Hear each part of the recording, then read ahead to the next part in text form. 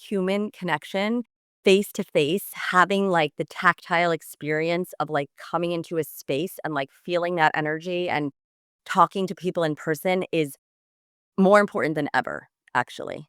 I have seen so many times people meeting in my shop and actually becoming friends, sharing their stories, like having aha moments in my store. And it's almost like old school is new school. I don't know, like maybe it's trending to have that face to face sort of thing going on because I want things with soul. I want things human connection, people talking and sharing. That is Hilary de Roy, founder of fashion brand Royal Native. Hello and welcome to another episode of the Create Tomorrow podcast. I'm your host, Cassandra Napoli, head of marketing, events, and culture forecasting at WGSN. Every 2 weeks, I will take you on a journey to examine how brands and consumers are creating tomorrow, whether through product innovations, actions and strategies, or online behaviors. In this episode, we'll hear from Hilary de Roy, founder of New York-based fashion label Royal Native. We talk about the accelerated trend cycle, hyperlocal retail, and the importance of community building. Hilary, can you please tell our listeners who you are, what you do, and a bit about your career journey so far? So, my name is Hilary Star de Roy. I am the founder, designer of Royal Native, which is a clothing brand made out of vintage textiles, mostly towels, and also the name of my shop, which is in Locust Valley, New York, where I sell my own designs as well as other things that I love, vintage, very special, small designer brands. And I have been working in fashion for 25 years. I cannot believe it. I worked for other designers, fashion stylists, and pretty much done everything besides design, which is why I started my own brand 13 years ago. Amazing. Can you tell us a little bit about the brand Royal Native? What's the mission, vision statement? Why'd you start it? And what gap in the market were you trying to solve for? So basically, I had this vintage pair of shorts that every time I wore them, people were like, "Where did you get those?" I got stopped on the street all the time. And I had always wanted to do my own thing. Like, I had always felt like I would come up with an idea and then I would see it in a magazine like 6 months later and be like, I should have done it. I should. And then it got to the point where my daughter was 3, my son was 1. And I said, you know what? Why not? Let me just figure this out. From working for so many years in the fashion industry, I had a lot of contacts and I called upon my friend Campbell, who I worked with at Diane von Furstenberg, and he connected me with his wife, also named Hillary, and she has been my pattern maker ever since then. I produce everything in New York City. My mission was to start small, keep it really local, and hire people to do stuff for me that were like, uh, women or, use fabric that was kind of sitting there and nobody was using it. And just to create something that I felt proud of, that I felt like if I loved it, there has to be at least one other person in the world that would love it. And so it really started very small. I was in my friend Carly Beck's apartment in the West Village. She actually is an artist and she painted a wall of my shop. So I was in her apartment in the summer of 2013, which is where the name came from. The idea was born in that night. We were listening to some old African records from the 70s, and the shorts that I was wearing were African wax print. So I kind of did some research, and the line was really started with one style short, which are called the queen bee shorts, and I still make them today. However, I make them out of towels instead of wax print. Amazing. I want to get back to the vintage towels. Where do you source that product from? I don't know if I've really ever heard of that before I've really spoken to you about it, but how do you source the material and also why towels? I have now made so many vintage dealer friends. All of these people who source, they go to estate sales, they go to thrifting, and they find these amazing towels then they send me pictures, and I usually try to get them in like a bunch. So, not just one towel. Although, if I'm looking for a specific towel, if someone is like, I want a tennis towel or I want a Ferrari towel or whatever, then I will search for that myself. I am obsessed with towels. I just have always been obsessed with them. I want like a stack of towels. I'm actually like looking over to my right. There are towels everywhere in my house. I actually in 2020 when I started using the towels, I was like, okay, I'd wanted to use towels forever. My factory was closed down for a little bit, so I brought them to my local tailor and I said, "Can you make 10 pairs of shorts out of these towels?" And she did. Veronica Swanson Beard saw them and she was like, "I need these for my store in Nantucket." Everyone went crazy for them. I sold out of them in like 10 seconds. And then that was kind of the impetus behind like, okay, I'm onto something here. I feel like everyone was kind of searching for more one of a kind sort of things that had meaning. And I guess why towels? It's like I love vintage textiles. I love anything vintage because I love things with history and with a story. And I also love taking something that is not necessarily of value and turning it into something that is like super cool and like a little work of art. I love that. So, in the trend world, we have this idea of it's called restorytelling. It's a term that we've been throwing around for 2026, 2027. Essentially, it means the practice of refreshing the archives or reappraising the past with a modern lens. And I think a brand that upcycles materials and leans into vintage the way that you do at your brand really leans into this idea of restorytelling. It's telling new stories about with kind of old materials, right? How important is the story around the product that you're selling, whether it's, vintage assortments in your store or upcycled materials just in general in terms of the queen bee shorts or any other product that you have? It's actually the most important part for me. I'm a writer, I'm a storyteller. I love the history and the story behind almost anything. I think I will not use a towel that is less than 25 years old, which is considered vintage. I feel like if I can know where the towel came from, that's even cooler. My friends who have a vintage shop in Atlantic Beach, they sometimes will source towels for me, and they had this whole box of towels that they found in a house. There were 2 of each towel, and I, like, made up this story about how they belonged to this couple, and they each had their towel, and I just, like I love the idea that they had a past, and bringing that into the new is pretty much what drives me, I think. I just don't like new things that much, so I love that. How do you track trends, right? And do you react to them? The trend cycle is so fast, as you know. Social media has really accelerated things. Do you think that it's hard to keep up, and do you try to keep up, or are you just committed to those hero products that you have? okay, so I'm aware of trends, but I don't design around trends. When I started my brand, I said to myself, "I'm committed to make classic styles, things that you'd see in, like, a Slim Aarons photo or you'd see on an actress in the '60s or '70s, but in really cool prints." Like, this jacket that I'm wearing is made out of 2 towels, but it's like, it's a classic style. It looks just as like, I could imagine this jacket on somebody in the '70s, as well as someone in the '90s, as well as someone today. But the interesting thing that I do is I wear things differently depending on what look I'm going for.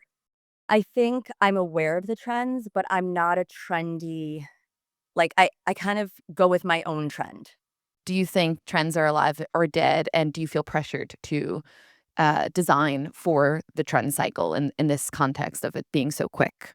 I think trends are alive, but I think that I do not feel pressure at all. And I think that the reason that I don't feel pressure is because of what this is what I was trying to say before, but I wasn't saying it the right way, is that I've been around in the fashion world since I was a teenager. So pretty much for like 30 plus years, I've been watching the trends come and go, and they always come back. And I think today with the social media, it's way too fast. Um, so yes, there are multiple trends trending, but if you know your style, and I think it's also an age thing for me because I really know my style, I'm more into the idea that something is versatile. And that is what I design for. So if you I only design pieces that you can wear multiple ways. And B, I only sell things in my shop that can be worn at least 3 ways or I won't sell it. I think trends are definitely alive and well, and I think they're too quick to really, like, jump on a trend. That's why I just don't feel pressure to do it because 'cause I'm like, "It'll come, it'll go, and some will stick and some will not." What about trend merchandising? So say, some I don't know, for just simplicity here, cottage core was like trending during the pandemic. Say Right. you had items in the store that were cottage core-esque, right? You weren't gonna make new items for the cottage core aesthetic to capitalize on that trend. But would you design and merchandise the store in a way that makes it easy for people to come in and shop when they're looking for that sort of thing because it's trendy right now? I don't do it necessarily for trending what's trending out there. I more pick a theme every month and every season and kind of trend towards that. So it's weird. In fashion, you probably have noticed that it's like multiple designers will be designing like tutus or something totally random. And you're like, wait, did they all get together and decide that ballet was like a thing? It's just, like, on people's radar. It's, like, in the environment. It's kind of like this feeling that, like, if you're creative, you pick up on it. I have, like, a love-hate thing with trending, you know? It's like, I think I was trendier when I was younger, and now I definitely will merchandise my store in a way that feels current to me. So whether that's trend conscious or not, I am a person who is very aware of what's going on, but then I kind of like tune it out and I'm like, okay, this is my thing. And like I can be aware because I think it's important to be aware of what's going on in the outside world. But then in order to like do your own thing, I have to put blinders on and I have to be like, okay, so these are the things that I'm picking from and then put the blinders on and then figure out what how I'm going to interpret it. Does that make sense? Yeah, sort of Royal Native brand universe, right? Just Yes. it's just you guys. Can you define, with all of that just said about trend and trending, can you define the Royal Native girl? Who is she? Who's your core customer? And what sorts of shopping behaviors does she have? So I would say I do have customers. I have teenage girl customers. They mostly love the little shorts and the big pullovers, the bajas. And then I also have women in their 70s who are buying the jackets, who are very fashionable and they want to still, get attention for what they're wearing. But I would say my core main group is, I'd say, female 35 to 55.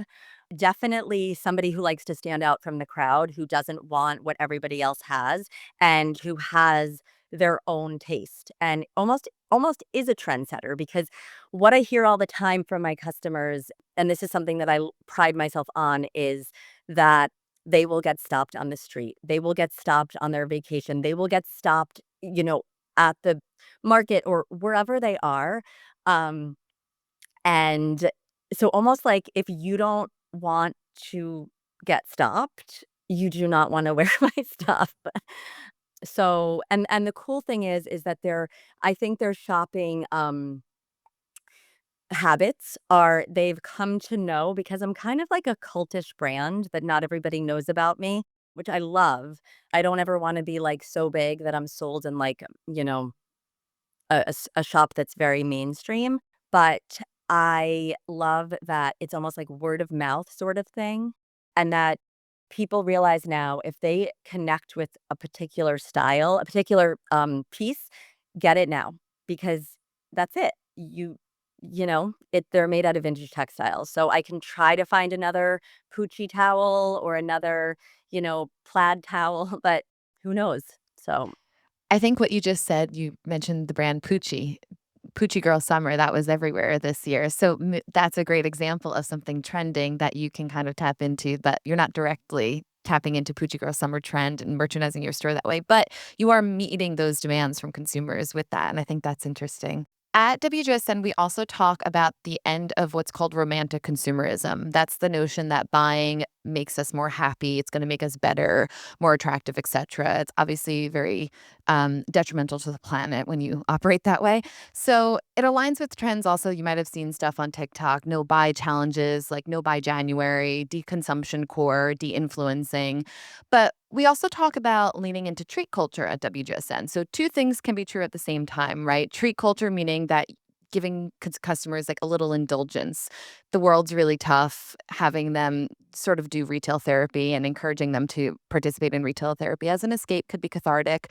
And so both are true at the same time. What's your take as a business owner on where consumers are at right now and how they're shopping? Is it about small little indulgences, or is it about sort of buying for last, like buying for so things last, buying with the intent that it's going to be multi-season wear, it's going to last for a long time, it's going to have meaning and have the right core values attached to that product? I feel like I am super, super honest with my clients. I give them a lot of help. I'm like, listen, if you're not connecting with this, don't buy it, because my whole ethos is it is my brand is, and I know this word is overused quite a bit right now, but my brand is a very sustainable brand. I take something that is either going into a landfill or sitting in someone's closet, I turn it into something that, again, the versatility aspect comes in. You can wear the jacket, you can dress it up, you can wear it over a dress, you can wear it with jeans, you can wear it over a swimsuit. You can really, like, it is a piece that I want to be like a classic thing in your closet that you can pull out and wear over and over again. I don't believe in fast fashion. I don't believe in, anyone that I sell in my store and anybody that I do any pop-ups with. Right now I'm wearing this tiger's eye necklace from my friend Maya. She makes everything's one of a kind, set with an intention for the customer, for the person who picks it. Things have to have a meaning for me to feel good about selling them, and I will even say to people, "You bought a Chica jacket from me 3 years ago. Do you wanna wear that again?" I'll tell you what to wear it with. I'm not like a person who's gonna be like, "I'm so sorry, you have to buy a new jacket," to like, "No, come into my shop. I will show you how to shop your closet." Of course I wanna make money because I wanna make money so that I can continue to do this that I love, but I really wanna do it with integrity and from a place where I'm not just if something doesn't look good on you, I will be like, "This is not for you." Like, I'm not a salesperson by nature. I'm like a connector, and I just have connected with so many amazing people, and I feel like they really trust me, and I've built relationships with them. Buy less, buy better quality, buy one of a kind things, and then learn how to get a lot of wear. It's like French people, they're wearing the same trench coat, but it's a really beautiful trench coat and they wear it for 50 years. Like, that's what I love. So the brand has a couple of hero products, as you mentioned, the Chica jacket, the Queen Bee shorts. I'm not sure what the pullover is called. So there's, the Baja Baja, that was the original Mhm. hoodie pullover, and then this is called the Ragazza. It's a longer jacket with pockets and a little collar, and it has not replaced the Chica, but it's like the Chica's grown up older Italian sister. So it's definitely one of the hero products. We've also talked a lot about hyperlocal retail within WGSN on the site, and I think your brand is a great example of very hyperlocal retail where you cultivate community locally. You really lean on, other local businesses for pop-ups and things of that nature. How important is physical retail when you think about building and nurturing community at a local level? So I opened my store almost 3 years ago, and before that, I was actually sharing another space right next door, actually, literally right next door for about 3.5 years. So I've been in the community in Locust Valley for 5 plus years. I think it is really almost essential. I've thought, oh my God, I have to staff the store, I have to stock the store, I have to plan pop-ups, I have to be present, I have to merchandise, I have to but the bottom line is that I think in this day and age of AI and of social media, and I see it with my kids and I see it with people, like, in general, it's just human connection, face to face, having, like, the tactile experience of, like, coming into a space and, like, feeling that energy and talking to people in person is more important than ever, actually. I have seen so many times people meeting in my shop and actually becoming friends, sharing their stories, like having aha moments in my store. And it's almost like old school is new school. I don't know. Like maybe it's trending to have that face to face sort of thing going on because I'm not a fan of all of the I want things with soul. I want things human connection, people talking and sharing. Yeah, I think it's interesting because again, two things true at the same time, right? We're seeing a lot of investment in e-commerce and, AI shopping assistants who are not Mhm. humans, right? Telling you, helping you style clothes and helping you decide what to buy. And there's even apps that allow you to do that now. But there is no sort of replication of that human to human touch and that human to human contact. And I think tactility, that's one of we just did our macro forecast for 2028. That's one of the big themes is the uh, that appetite to feel Yes. and touch and be in a physical space with other people. And, we talk about collective effervescence. I've said that in every podcast probably this year so far. That's the harmony of being in a shared Mhm. space with others that has electric energy and you're with like minded people. And there is just like such an appetite and hunger for that in a post pandemic world, I think, that really isn't going away, but it can exist simultaneously with this appetite for convenience and Yes. online culture and things of Yes. that nature. No, there's definitely a place for I mean, I love e-commerce. I'm not against progress, but I think that we have to come back together, at the same time. In the trend world, we're also talking a lot about treating this store as a socialization space. We talked a little bit about this already, but you have done this particularly by hosting in store workshops, flower making experiences. Um, how important is it with respects to local retail and building community to have the store become this space of play and discovery and community building all in one space? So, I have this beautiful store and I have this very cool couch that was made by my friend Laura, who has another small business, also amazing. She would be a really good guest for the podcast. Her name's Laura. Her business is called Hilo Brooklyn. And she takes couches from people's basements that are like destroyed, but vintage couches, and she reimagines them, and you get to work on the couch with her. So I have this beautiful couch in the back of my shop, and people would always come and just like sit and chill. And I'm like, I love to write. This is last year. I was like, I love to write. I love to journal. People are always asking me like, I don't understand. Like, what do you write about? Like, what do you? And it comes so naturally to me that I was like, wait a second, maybe I should do a journaling workshop at my store. So I did last year. It was very tiny. I think only 4 or 5 people were in it. But when I was just on retreat in Italy a couple weeks ago, I was like, I want to do that again.